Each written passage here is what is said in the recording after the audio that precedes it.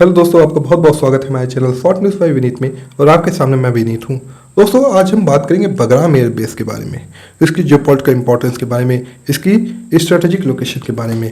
और हम ये भी बात करेंगे अपने जो डोनाल्ड ट्रंप चच्चा हैं इतने आतुर क्यों हैं, इतने बौखलियाए हुए क्यों हैं इस एयरबेस पे कब्जा करने के लिए। दोस्तों, इन सबसे पहले हम थोड़ा उसके बैकग्राउंड को समझ लेते हैं, इसकी पृष्ठभूमि को समझ लेते हैं। दोस्तों, जैसा कि हम लोग जानते हैं, लगभग 20 साल तक अमेरिकी सैनिक अफगानिस्तान पे कब्जा किए हुए थे। उनका जो केंद्र था, जो उनका कमांड सेंटर था, ये बगराम एयरबेस ही था। दोस्तों, अगर आप एमनेस्टी इंटरनेशनल की रिपोर्ट पढ़ लेंगे, वो अब बगराम एयरबेस के अंदर जो डिटेंशन सेंटर था, वो मानव अधिकार उल्लंघन का एक केंद्र था। कैसे अमेरिकी सरकार वहाँ के नागरिकों को पकड़ के वहाँ पे डिटेन करके उनके साथ अत्याचार करती थी। ये दोस्तों साफ साफ शब्दों में एमनेस्टी इंटरनेशनल रिपोर्ट में लिखा हुआ है। अब हम बात कर लेते हैं 2021 में जो बाइडेन की सरकार ने ये आदेश दिया कि तत्काल प्रभाव से अमेरिकी सैनिकों को अफगानिस्तान खाली करना होगा। और आप जानते हैं कैसे अफगानिस्तान को अमेरिकी सैनिक उनके हाल पे छोड़ के कैसे भाग खड़े हुए। और ये दृश्य सारे इंटरनेशनल मीडिया ने कैप्चर किया, कैसे अफगानिस्तान नागरिक कैसे हवाई जहाज़ों के पीछे भाग रहे थे पागलों की तरह। दोस्तों, अब हम बात कर लेते हैं नई सरकार डोनाल्ड ट्रंप के बारे में। दोस्तों, डोनाल्ड ट्रंप ने सीधे सीधे अफगानिस्तान को धमकी दे दी है। उन्होंने कहा है सीधे सीधे वो बगराम एयरबेस उनके हवाले कर दें, यानी कि अमेरिका के हवाले कर दें, वरना उनको बुरे अंजाम भुगतने पड़ सकते हैं। दोस्तों, अपने चच्चा तो सीधे सीधे धमकी पे आ गए और मार काट पे उतारू हो चुके हैं। उनका लगता है मानसिक संतुलन ज़्यादा दिन तक साथ नहीं देगा। उनकी उम्र भी लगभग 79 की हो चुकी है।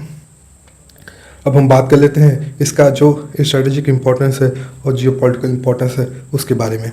दोस्तों, बगराम एयरबेस की जो लोकेशन है ये काफ़ी इंपॉर्टेंट है। पहली चीज़ चाइना के लिए, दूसरी चीज़ ईरान के लिए, और तीसरा सेंट्रल एशिया पे इन्फ्लुएंस के लिए। अगर हम चाइना की बात कर लें तो ये बेस की जो दूरी है चाइना से मात्र 500 मील की दूरी है। और अमेरिका को ऐसा लगता है कि वो बगराम एयरबेस पे कैप्चर किए रहेंगे तो वो चाइना को कुछ हद तक काउंटर कर सकते हैं। उनका ऐसा लगता है, यानी कि अमेरिकी को ऐसा लगता है कि वो चाइना को काउंटर कर सकते हैं एक एयरबेस से। अब हम बात कर लेते हैं जो उनका मुख्य टारगेट है ईरान।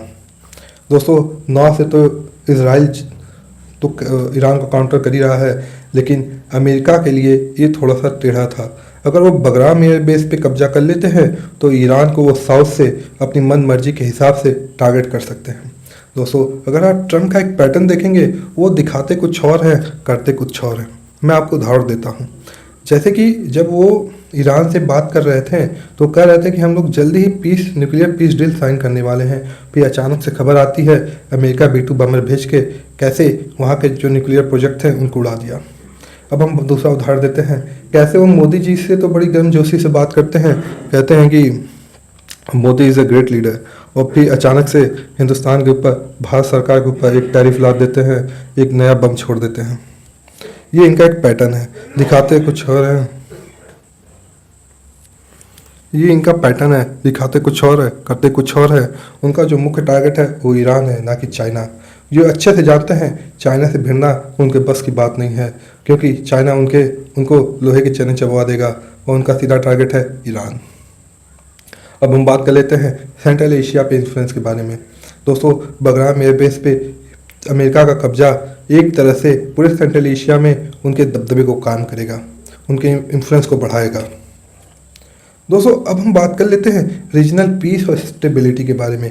दोस्तों, जैसे आप बोलते हैं कि अमेरिका अगर बगराम एयरबेस में आएगा, क्या उससे रीजन में पीस और स्टेबिलिटी आएगी?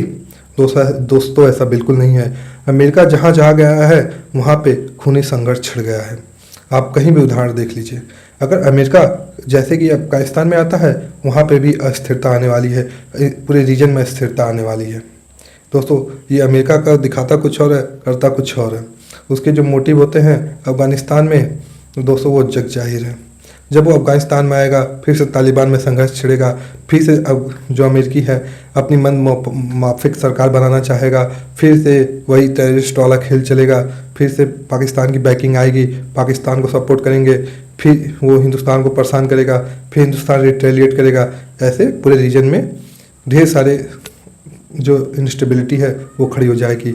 एक तरफ से अमेरिका चीन को भी पोक करेगा, चीन अमेरिका को करेगा, वो पूरे रीजन की स्थिति हो जाएगी। तो एक तरह से ये रीजन में इंस्टेबिलिटी लाने का प्रयास करेंगे। दोस्तों अब हम बात कर लेते हैं इंडियन पॉइंट ऑफ व्यू से। दोस्तों अभी तो ट्रम्प चचा इंडिया के काफ़ी खिलाफ लग रहे हैं। रोज़ कोई ना कोई रॉकेट जो है कुछ न कुछ अपने पिटारे से कुछ न कुछ ला के छोड़ देते हैं।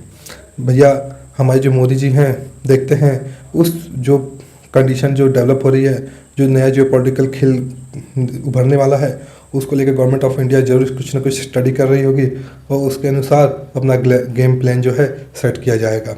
अगर मैं बात कर लूँ मोटी मोटा, अमेरिका का प्रेजेंस अफगानिस्तान के लिए में हिंदुस्तान के लिए अच्छा नहीं है, क्योंकि दोस्तों अब हिंदुस्तान को जो अमेरिकी इन्फ्लुएंस जो वहाँ पे पड़ेगा, वहाँ की जो गवर्नमेंट और पॉलिटिक्स पे पड़ेगा, वो पाकिस्तान के फेवर में जाएगा, ना कि इंडिया के फेवर में, क्योंकि अमेरिका जो है काफ़ी पाकिस्तान प्रो हो चुका है। इसलिए इंडिया के लिए अमेरिका का प्रेजेंस अफगानिस्तान में अच्छा नहीं माना जाएगा।